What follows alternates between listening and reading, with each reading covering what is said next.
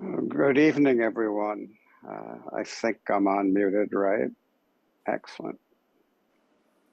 Well, it's a balmy summer night in New York City. A nice breeze is blowing. And last weekend, we also had a very refreshing breeze as Ankyo Roshi stepped down as abbot and Shinryu Roshi stepped up, and was a very moving ceremony, and also it was a lot of fun too. And it sort of got me thinking about taking care of a temple. Who is it who takes care of a temple? And what is a temple exactly? Of course, we know in one sense it's kind of a special formal place where we go to participate in service and sitting with the Sangha, liturgy, all of that. But do we leave the temple when we leave the Zendo? If we don't leave the temple when we leave the Zendo and go out into Tribeca or wherever we happen to be going out into, where do we find the temple? What is the temple? And how do you take care of it? All of these questions came up. During the ceremony, Enkyo Roshi quoted a famous koan where the Buddha is walking with the assembly, and they're just sort of walking around in the middle of nowhere on a dusty road. And all of a sudden, the Buddha stops, points to the ground, and says, "Oh, this would be a good place for a temple." And Indra, the king of the gods, plucks a blade of grass from the ground, sticks it in the dirt, and said, "The temple is built." And the Buddha smiled. So what's all that about?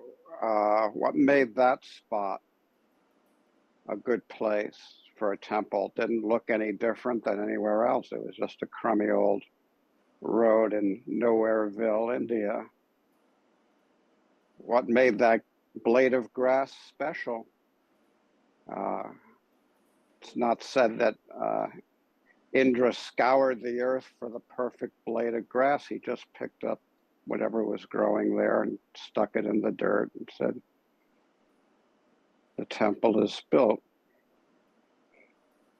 So a koan like that might give us the impression that in one sense, formal temples can feel like kind of a special place. But on the other hand, there's a way of looking at a temple where it's not so special at all. So what is a temple? How do you build it? How do you take care of it? Where do you find it? There are a number of famous stories in Zen about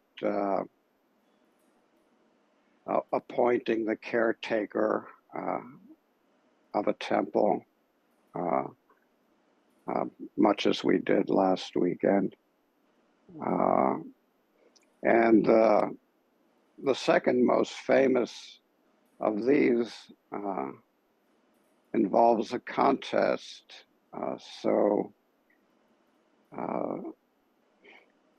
Master Yakujo needed to appoint an abbot for a deserted temple on Mount Dai, and he needed to pick someone from his assembly to be the head of that temple. And he kind of knew who he wanted, but just he wanted the cook, Isan, to be the abbot. But, you know, there was politics in this temple like there is in any temple. And the head monk was also a strong candidate, Zenkaku. And so Yakujo decided to have kind of a contest. And he called the assembly. And when all the monks were there, he announced the contents. And then he placed a pitcher on the ground in front of him and said, this cannot be called a pitcher. What will you call it? This cannot be called a pitcher. What will you call it? I think it's kind of interesting, you know, if you think about Indra putting the blade of grass on the ground, and now here's thousands of years later, here's Master Yakujo placing a pitcher on the ground. This cannot be called a pitcher. What will you call it? And the head monk, who was the senior, said, it cannot be called a wooden sandal, which, you know, is not a terrible answer. You know, you can sort of see the gears revolving in the head monk's head. Well, it's not right to negate something, and it's not right to affirm something because it transcends affirmation and negation. And so there, I'm not negating it, I'm not affirming it. It cannot be called a wooden sandal. Not bad. From my point of view, the main trouble with this response is he thinks there's an it to be called something or not to be called something. And then it was Isan's, the cook's, turn, and he walked up, kicked over the pitcher, and left.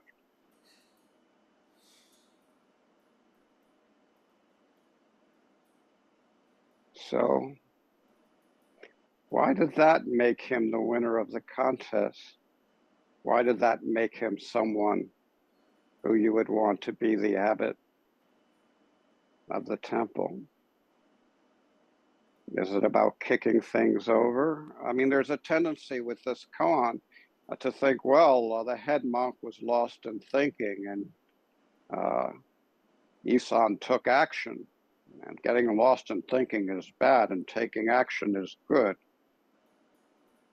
But actually, it doesn't really have much to do with this koan.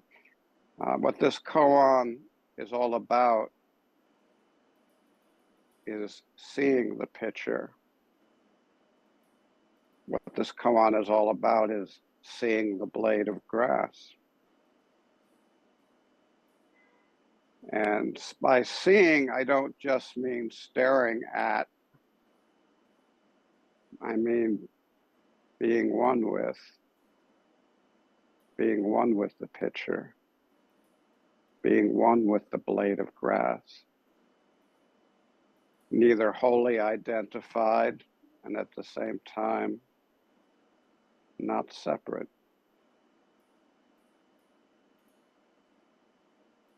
So where do we see this picture?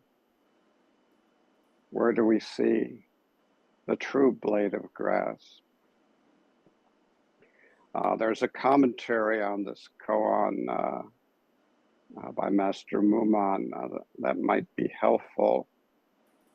He said, valiant as he was, Isan could not jump out of Yakujo's trap. examining it carefully, he took up what was heavy and put down what was light. Why? Neat!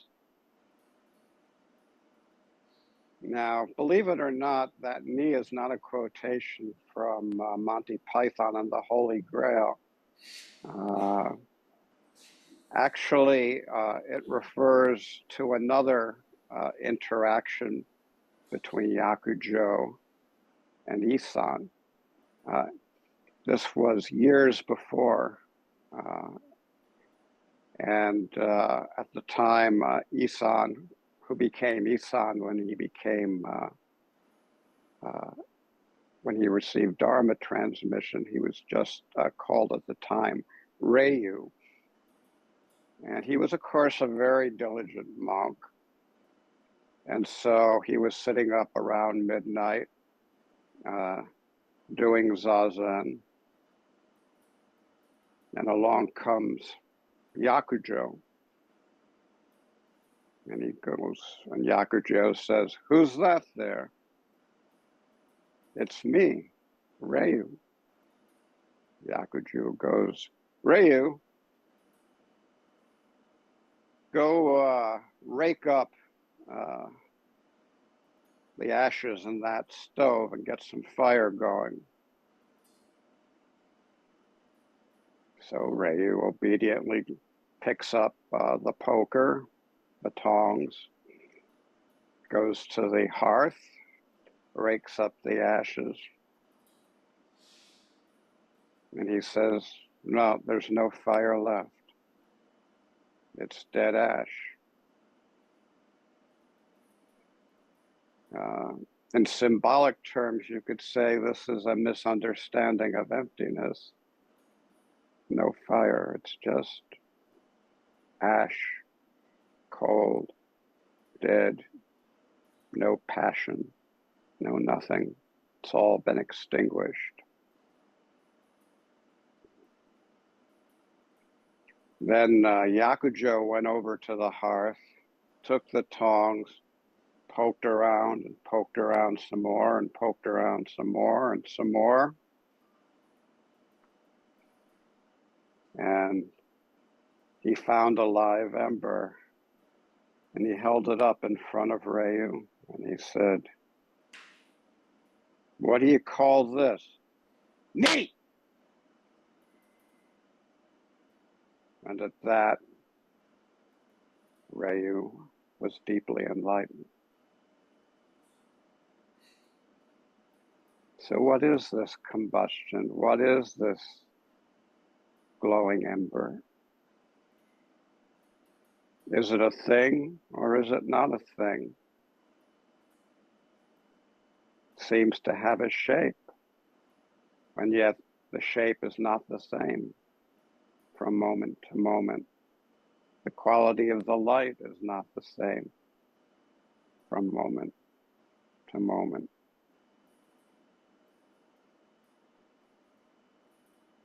The quality of combustion, of burning.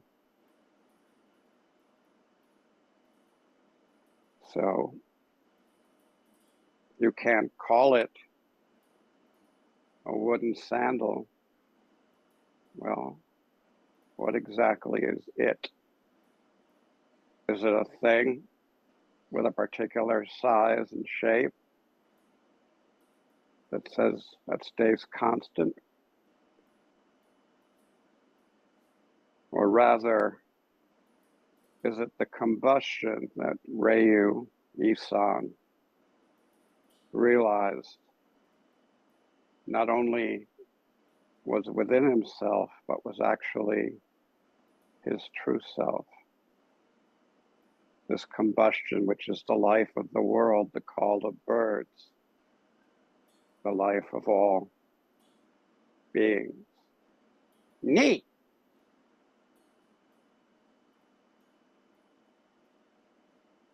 So,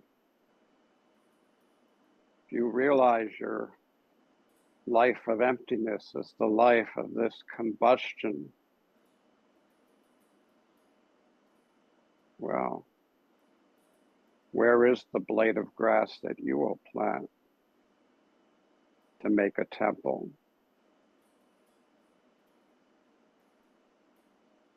Where is the pitcher that you will kick over to care for a temple? Sometimes it's right to stick something upright in the ground. Sometimes it's right to kick something over.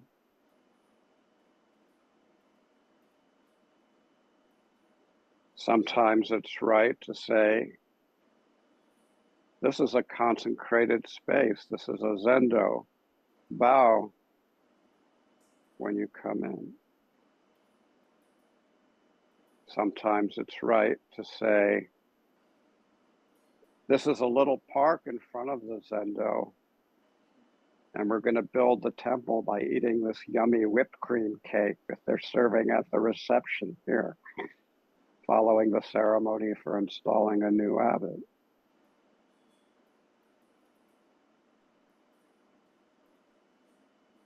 You have to leap beyond yes or no, existence and not existence. Sounds very airy-fairy, but actually it's very ordinary. It's just a matter of knowing who you are and where you are, and realizing a temple can be built right here, right in this very spot where you're sitting, whether you're sitting at the Zendo, sitting online. How will you build the temple? And how will you take care of it?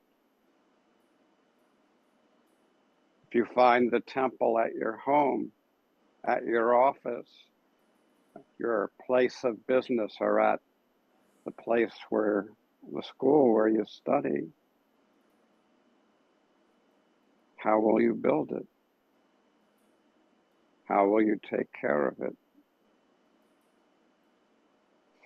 I said that the story of the contest at Yakujo's place is the second most famous contest to see who would be installed.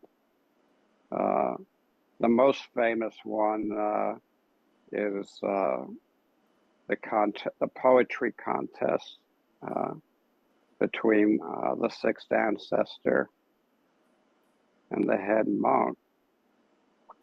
And strangely enough, the sixth ancestor was also a kitchen worker, cooking up tasty meals for the Sangha, putting his whole effort into it,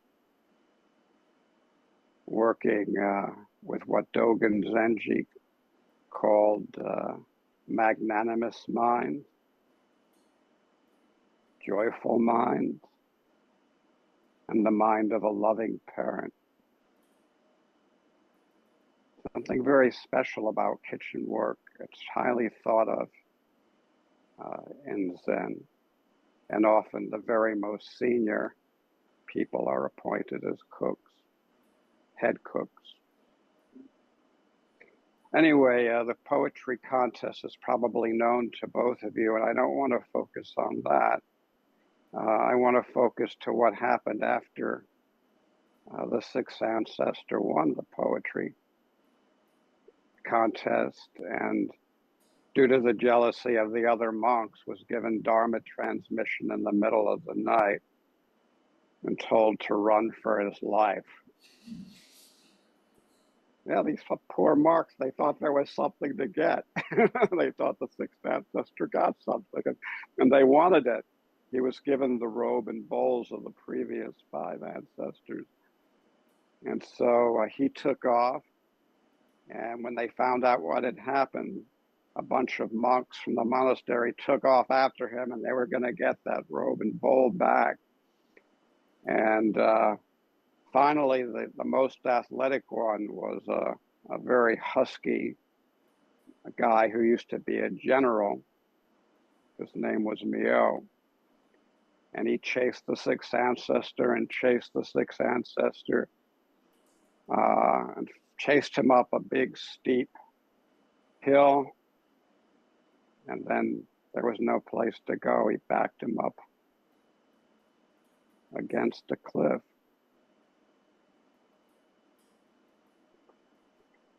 And the sixth ancestor turned around and he put the robe and the bowl that he had inherited down on the ground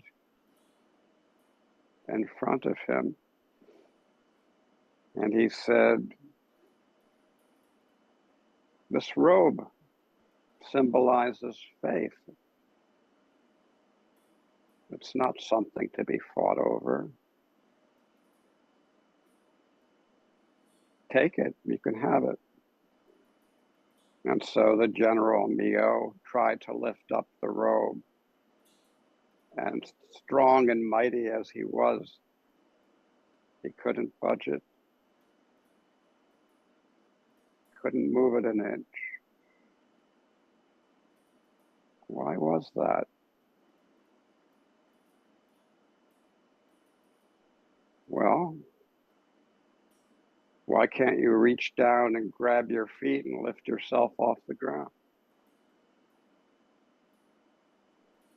Anyway, he broke out in a cold sweat and said, "No, I haven't come for the robe. I've come for the Dharma, lay brother. Please teach me." And the sixth ancestor famously said, "Don't think good, don't think evil. Without thinking good or evil, at this moment, just now, what is the original face of Monk Mio?"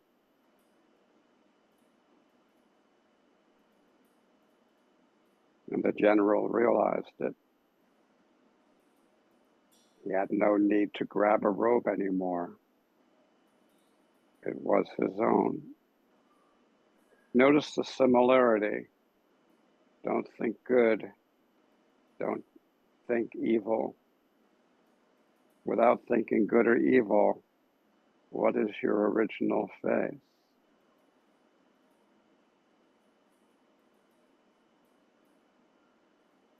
You cannot call it a picture. What will you call it?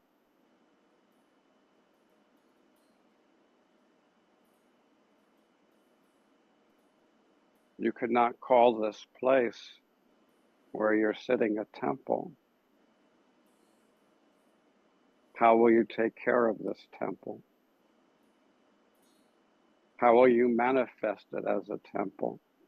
How will you manifest yourself as a guardian of the temple? Being clever isn't going to cut it.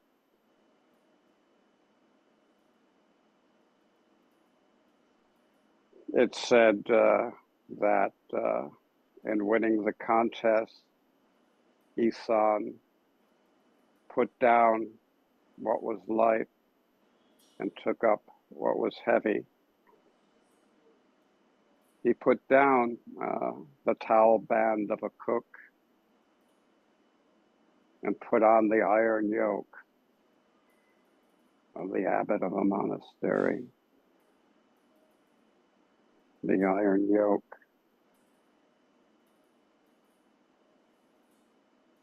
You know, a lot of times Zen teachers and abbots and so on feel so sorry for themselves, and so they use the term iron yoke. Oh, I have such a hard job. But actually, if we vow to take care of and maintain the temple, all of us put on the iron yoke. Every time we chant the four vows, we put on the iron yoke of saving all beings, mastering all dharmas, or to put it another way, entering all Dharma gates. Not separating ourselves from the whole messy, wonderful, magical, horrible mess that we call life in the human realm. This is a good place to build a temple. Realize it, build it, care for it, cherish it.